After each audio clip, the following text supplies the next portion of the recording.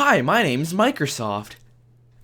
That was my best impersonation of Microsoft committing suicide. Now, the reason I do that is because over the past couple of days, Microsoft's been releasing a few things that have been pushing their very loyal customers away. For example, one of those things are the fact that they announced that the console is indeed online only. Now, the reason I do quotations when I say online only is because they're trying to justify it as it's not online only, it just needs to be online once every 24 hours, which absolutely basically makes it online only. So, if you're going camping, or you're going to a cottage, or you're going to a friend's house, or if you're taking your console anywhere that doesn't have an internet connection, you better hope you can drive to an internet connection to plug your console in once every 24 hours so that it works. Now, that's just so you can play games on your console. If you want to play your own games on another console, the Xbox needs to be hooked up to the internet once every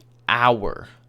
So if you go to a friend's house and you port over your Xbox Live account, and you obviously it brings your games over from a cloud system, from at least what I understand, your console basically needs to be plugged in at all times, or their console needs to be plugged in. That way it's always having access to your account. You can't download and install the games once and then play them offline. It's not possible to do that.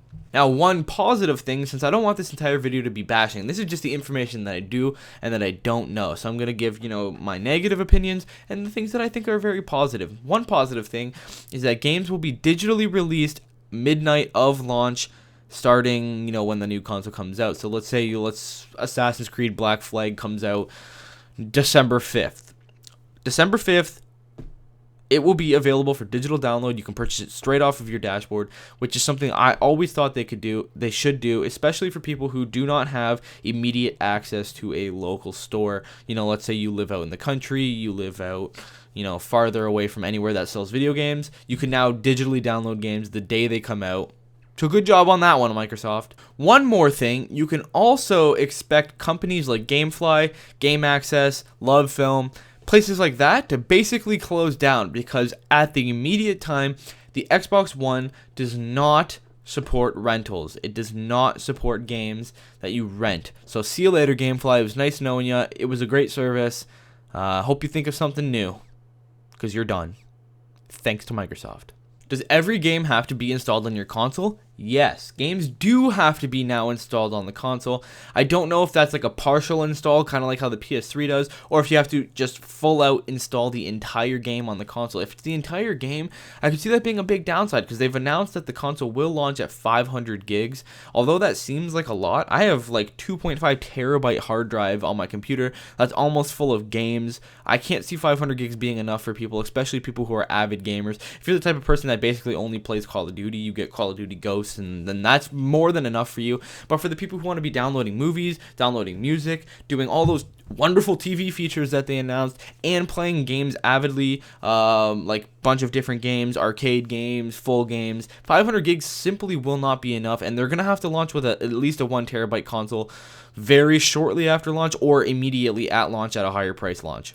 One of the biggest piss-offs, in my opinion, is the question, will it work without Kinect? And the answer is no. Your Kinect always has to be installed into your console. But one positive thing coming from it, because a lot of people were worried, my console won't work without Kinect. Well, then people can just hack into it and watch me sleep and watch me masturbate and watch me do this and watch me do that. Don't worry, masturbators. You can turn the Kinect off. It just always has to be plugged into the console, and games who do require full Kinect usage, it will have to be on. But you can turn it off if you're going to watch a movie, or if you're going to whatever the hell you do in your spare time. And one of the biggest reasons why I probably will not be purchasing an Xbox One was because, if you remember correctly, at the last conference they did, their independent Xbox conference, it was basically TV, TV, TV, TV, TV, TV, TV, TV, TV, TV. And guess what? The TV features do not work outside of America. I, for one, am Canadian. So for all you Australians, people from the UK, people from wherever in Europe, anywhere that isn't America, all those wonderful TV features that they were listing off will not work for you. It will only work in America for the foreseeable future. So, well done, Microsoft, once again. Well done. Is it backwards compatible with all the hundreds of dollars of Xbox 360 games you have now? No. Can you port over your Xbox Live Arcade games? No. One positive thing is you can, in fact, port over your Xbox Live account. So if you're currently paying for Xbox Live, you're not going to have to like renew a subscription or some sort. You can port over your Xbox Live account to the Xbox One from the Xbox 360, including all your gamer score, your friends, all that fun stuff. And then, of course, possibly one of the biggest reasons I can see people not purchasing the Xbox is because, as of right now, this is rumored, I believe, and this is not confirmed information, but it's basically confirmed, if that makes any sense, and that is the fact that there will be 2 Xboxes launched. One that will launch at, there's no set launch price, but for example purposes, $4.99 or $5.99. That will be your fully loaded Pro console or whatever they're going to call it. And Xbox Live will still be, you know, like $8 a month or like $6 a month if you purchase it yearly. Again, all rumored. Nobody knows the price of Xbox Live. I'm just saying numbers for example purposes. So you buy the console, the most expensive console, and Xbox Live is the regular price. Or there will be a subsidized console. It will be, let's say, $200 cheaper than the Pro console. However, if you want to use it, you are locked into a 2-year contract, much like a cell phone provider would have. So basically, if you can't afford the really expensive console, don't worry, because they're going to screw you over by making you pay for 2 years of Xbox Live, thus being more expensive than the expensive console in the first place. So pretty much don't do that unless you know you're going to use your Xbox for 2 straight years. And I believe the Xbox Live is also more expensive. So not only are you locked in for 2 years, but your monthly fee is more expensive than those who were to go with the fully priced console. So you guys don't think I'm making up this information. All of this is coming from IGN.com. I will link to the article in the description below if you want to read it for yourself.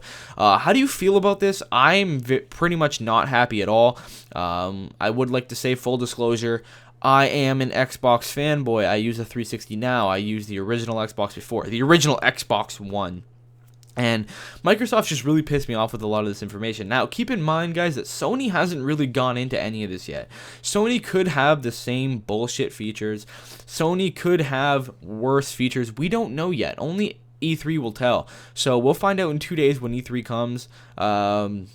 Let me know in the comment section below what you think about this information.